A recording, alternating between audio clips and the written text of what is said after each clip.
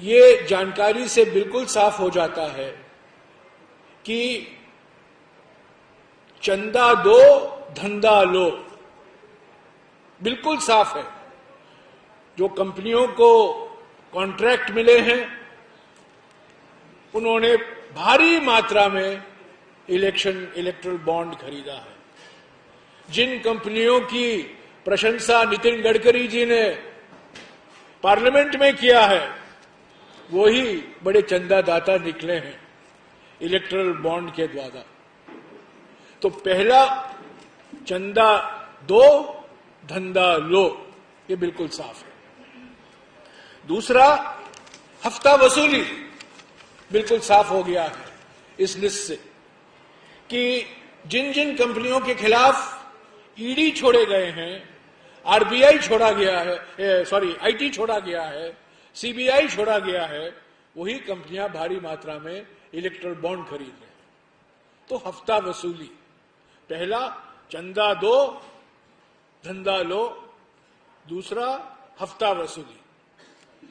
तीसरा बिंदु जो है, जो बिल्कुल साफ हो जाता है इस लिस्ट से कि ऐसी कंपनियां हैं जिनको कॉन्ट्रैक्ट मिला है, जिनको काम मिला है, ठेके मिला है, टनल का, ब्रिज, पुल का, हाईवे का, सड़क का, अलग अलग कॉन्ट्रैक्ट मिले हैं और उस कॉन्ट्रैक्ट मिलने के बाद कुछ ही महीने बाद ये इलेक्ट्रल बॉन्ड खरीदते हैं।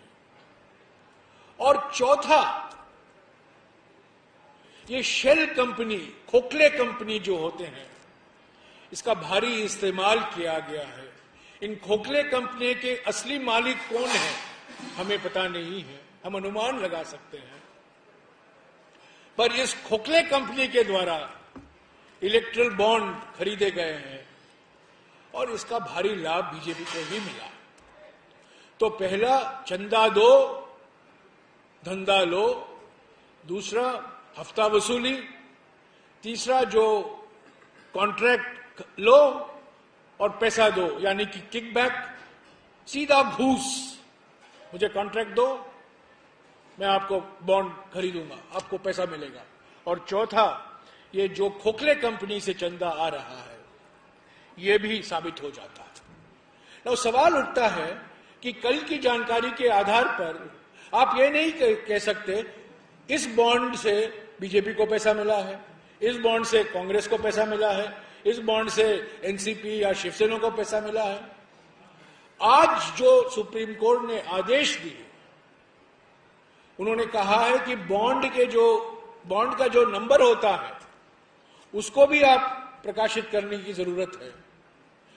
मैं समझता हूं 1-2 दिन में बिल्कुल साफ हो जाएगा, दूध का दूध पानी का पानी हो जाएगा कि किसने बॉन्ड खरीदा और उस खरीद से कौन सी पार्टी को फायदा हुआ, ये बिल्कुल साफ हो गया। पर एक चीज मैं कहूं, आप लोग सवाल पूछेंगे, मैं आपके सवाल का जवाब पहले ही दे दूं, क्योंकि मैं जानता हूं आपके मन में क्या गुजर रहा है, आपके सवाल कैसे उठते हैं। आप कहेंगे पर इलेक्ट्रल बॉन्ड से तो आपको भी फायदा हुआ, बीजेपी को 6000 करोड़ रुपया मिला और आपको 1400 करोड़ रुपया मिला। ये बात सही है, हम इनको इनकार नहीं कर सकते, हम पीछे भाग नहीं सकते। पर एक बात मैं आपको याद दिला दूं, ईडी, सीबीआई, इनकम टैक्स हमारे हाथ में नहीं है। हम किसी को धमकी नहीं दे सकते, डरा नहीं सकते। और दूसरी बात, हम बड़े 10 साल से हम सत्ता में नहीं है।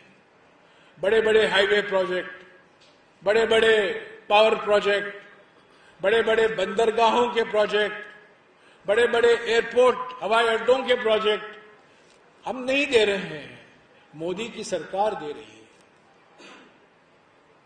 तो हम इस स्थिति में नहीं हैं कि हम कॉन्ट्रैक्ट दे सके या कोई पब्लिक सेक्टर कंपनी को बेच सके या ईडी और सीबीआई का इस्तेमाल करके धमकी देकर उनसे हफ्ता वसूली कर सके।